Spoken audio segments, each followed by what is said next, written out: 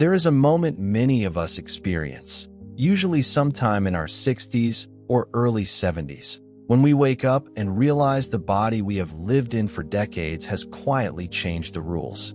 It isn't necessarily painful, and it isn't always a medical emergency. It is more subtle than that. Maybe the full 8 hours of sleep you used to get has naturally broken into shorter blocks. Maybe you notice that a heavy meal sits differently in your stomach than it did 10 years ago. Or perhaps you have noticed that no matter how much you shower, your skin or your bedroom carries a different, distinct scent that wasn't there before. These aren't signs that you are failing.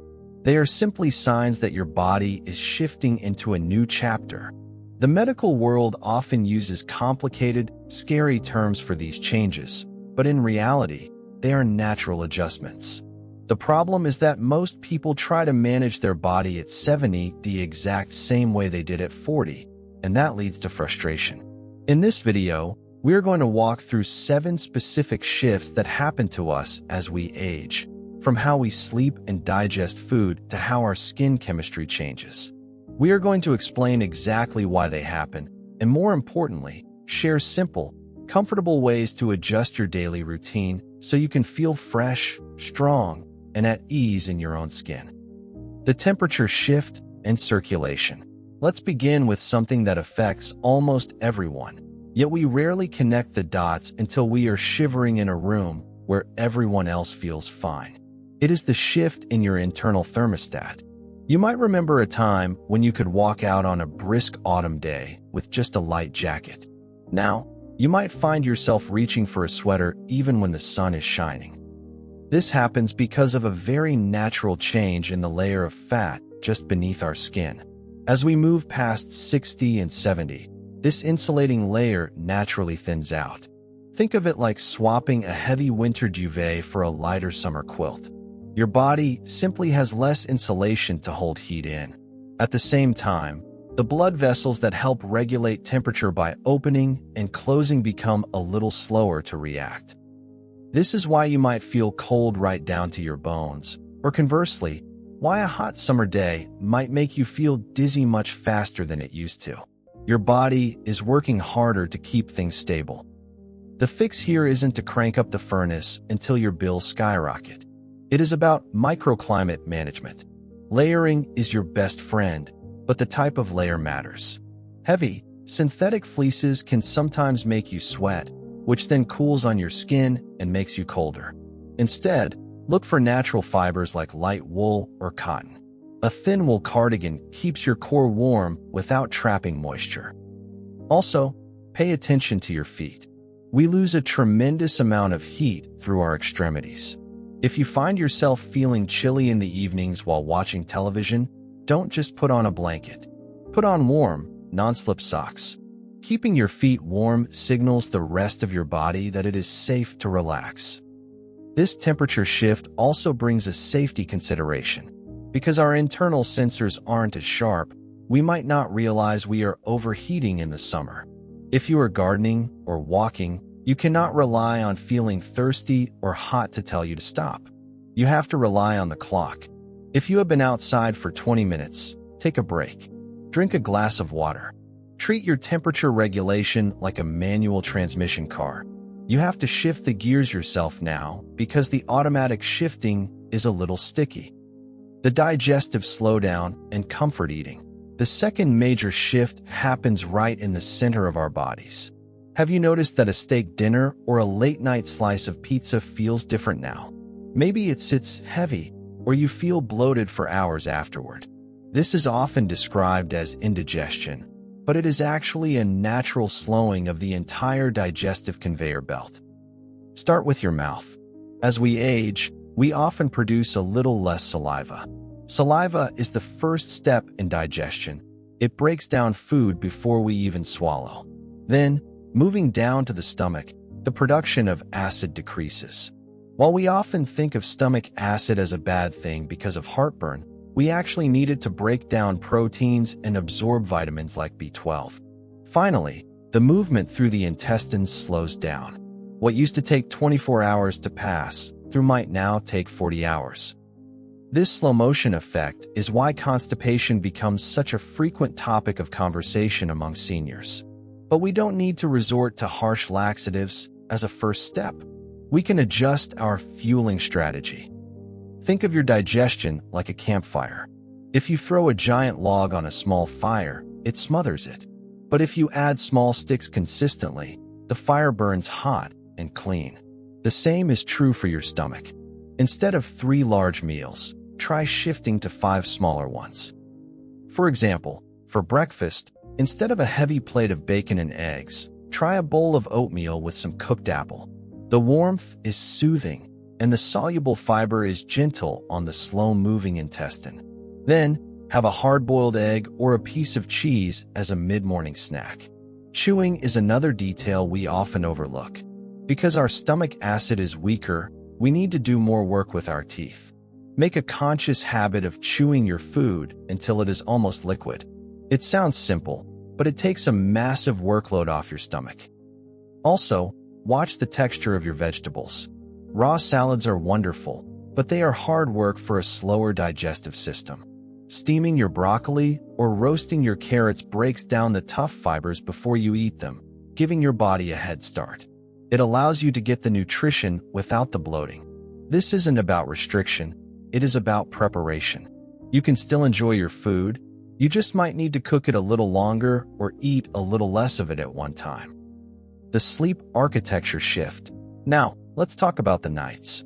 This is perhaps the most frustrating change for many. You go to bed at 10 p.m., tired and ready to sleep.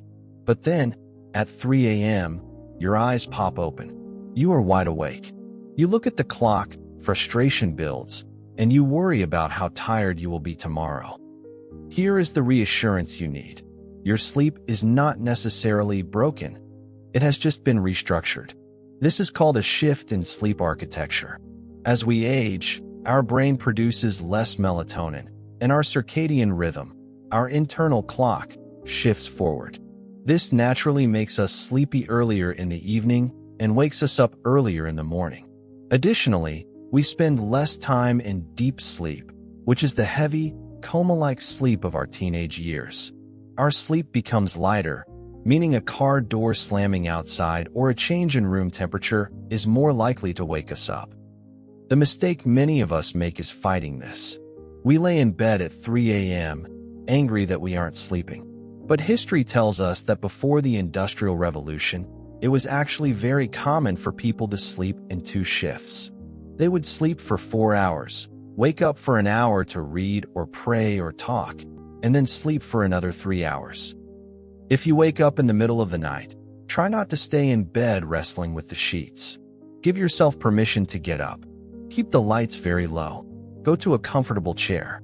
Read a few pages of a dull book, listen to soft music, or do some gentle stretching. Keep the environment calm.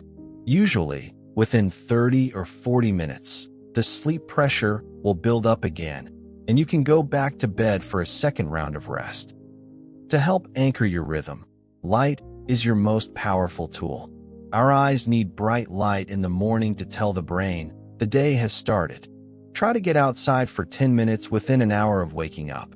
Drink your coffee on the porch or sit by a sunny window. This morning light helps program your brain to produce melatonin 14 hours later when you are ready for bed. And keep your bedroom cool. Remember that temperature shift we talked about earlier? A room that is too warm is the enemy of sleep. Aim for around 65 to 68 degrees Fahrenheit. It signals your body that it is time to hibernate for the night. Hidden hygiene and scent changes. This next topic is one that people often feel embarrassed to discuss, but we are going to talk about it openly and respectfully. It involves changes in body odor. Sometimes, older adults notice a specific, somewhat musty scent on their clothes or bedding. It is sometimes unkindly called old person smell, but the scientific name is nonenal. Here is what happens. As our skin matures, it produces more fatty acids. When these fatty acids interact with the air, they oxidize, much like a slice of apple turning brown. This creates a natural compound that water doesn't easily wash away. It isn't about being dirty. You can shower every day and still have this scent because standard soap doesn't always dissolve these specific fatty acids. There are also specific hidden zones on the body that we tend to neglect as we get older, often because they are hard to reach or hard to see. The first is behind the ears. This is a warm, sheltered spot that collects oil and skin flakes. If you wear glasses or hearing aids, it traps even more. Make it a part of your morning ritual to take a warm, soapy washcloth and gently scrub the curve behind your ear. Rinse it well, and, this is crucial, dry it completely. Moisture trapped there breeds bacteria. The second area is the navel or belly button. It is a deep fold that can collect lint and moisture. A quick swipe with a cotton swab or a corner of your washcloth is all it takes. The third area is the back. Reaching the middle of your back becomes difficult as shoulders get stiff, but that area produces a lot of oil. If we just let water run over it without scrubbing, that oil builds up. Consider getting a long-handled brush with soft bristles. It feels wonderful, like a back scratch, and it helps remove that oil buildup. Regarding the specific nonenal scent, there is a simple fix. Japanese researchers, who have studied this extensively, found that persimmon extract or green tea can help neutralize it. But you don't need fancy soaps. Just ensuring you are washing your bedding weekly in warm water and airing out your room helps. And wearing natural fabrics like cotton allows your skin to breathe, preventing the oxidation that causes the smell. It is nothing to be ashamed of. It is just chemistry, and it is easily managed. Muscle preservation and use it or lose it. Let's move to our muscles. You might feel that you aren't as strong as you used to be. Perhaps opening a jar of pickles takes a little more effort, or getting up from a deep sofa requires a push. At age 75, a biological process called sarcopenia can accelerate. This is the natural loss of muscle mass. But here is the hopeful part. It is not inevitable that you become frail. The body just becomes more efficient at getting rid of muscle it thinks you aren't using. Also, our muscles develop something called anabolic resistance. This means they don't respond as easily to protein as they did when we were 20. When a young person eats an egg, their muscles immediately use that protein to build. When we are older, our muscles are a bit slower to get the message. This means we need to do two things. First, we need to spread our protein out. Instead of having just toast and coffee for breakfast, try to include a protein source. Maybe a Greek yogurt, or stir some protein powder into your oatmeal. We need to give our muscles a steady supply of building blocks throughout the day, not just at dinner. Second, we need to send a clear signal to our muscles that they are still needed. This doesn't mean you need to join a gym and lift heavy weights. The best exercise is functional movement. Practice the sit to stand. When you are watching TV, during the commercials, stand up from your chair and sit back down 5 times. Do it slowly. Control the movement. This strengthens the large muscles in your legs and hips, the exact muscles that keep you independent. Another great habit is carrying your groceries. If the bags are heavy, that is a workout. It tells your arms and grip strength, I still need you. Don't shy away from these small efforts. Every time you exert yourself a little bit, you are sending a vital letter to your body saying, keep this muscle, I am using it today. Balance and the triple threat. Alongside muscle comes balance. Have you ever stood up too quickly and felt the room spin? Or tripped over a rug that has been there for years? Balance isn't just one system. It is a triple threat. It relies on your eyes, your inner ear, and the sensors in your feet and joints. As we age, all 3 of these systems get a little quieter. The fluid in the inner ear thickens, the sensors in our feet lose some sensitivity, and our vision changes. This can make us prone to falls, but we can fall-proof our lives with simple changes. First, look at your footwear. The days of wearing loose, slip-on scuffs around the house should probably end. You need a shoe that holds your heel firmly. If your foot slides around inside the shoe, your brain gets confused about where the floor is. A simple sneaker with Velcro or a sturdy house shoe with a rubber sole can instantly improve your stability. Second, think about lighting. Because our eyes need more contrast to see depth, dim hallways are dangerous. Plug in automatic night lights in the hallway between your bedroom and the bathroom. Being able to see the floor clearly prevents those middle-of-the-night stumbles. You can also train your balance while you brush your teeth. Stand at the sink, hold onto the counter lightly, and try standing on one foot for 10 seconds. Then switch. It sounds silly, but it forces your brain to recalibrate those balance signals. It is a daily tune-up for your stability system. And be careful with transitions. Most falls don't happen when people are walking. They happen when people are changing what they are doing, turning around to answer the phone, reaching for a cup, or stepping from carpet to tile. When you change direction, slow down. Pivot your feet instead of twisting your knees. Give your brain that extra second to catch up with your body movements. The kidney and thirst disconnect. The final shift is invisible but critical. It involves your kidneys and your sense of thirst. For most of our lives, when we need water, we get thirsty. It is a perfect alarm system. But after 60, that alarm volume gets turned down. You can be mildly dehydrated and not feel thirsty at all. Your kidneys also lose a little bit of their filtering speed. When you combine not feeling thirsty with kidneys working harder, you can end up with low energy, headaches, or even confusion. Often, when a senior feels suddenly tired or foggy in the afternoon, it isn't dementia or illness. It is simply a lack of water. The solution is to stop relying on thirst.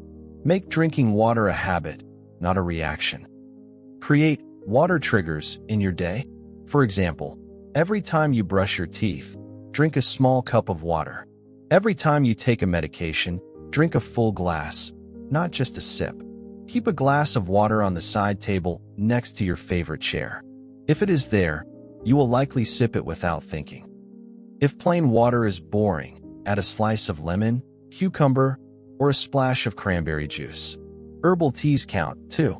Staying hydrated keeps your blood volume up, which helps with that temperature regulation we talked about earlier, and it helps your digestion keep moving. It is the cheapest, most effective medicine you can take for your daily well-being. We have covered a lot of ground today. We talked about the thinning skin that makes us cold, the slower digestion that asks for smaller meals, the shifted sleep patterns, the need for new hygiene habits, the importance of protein for our muscles, the balance systems, and the need to hydrate intentionally. I know this might sound like a lot of maintenance, and in a way it is, but think of it like caring for a classic car. A vintage car is beautiful, valuable, and has a lot of history, but you drive it differently than a brand new sports car. You let it warm up. You corner gently. You use high-quality fuel.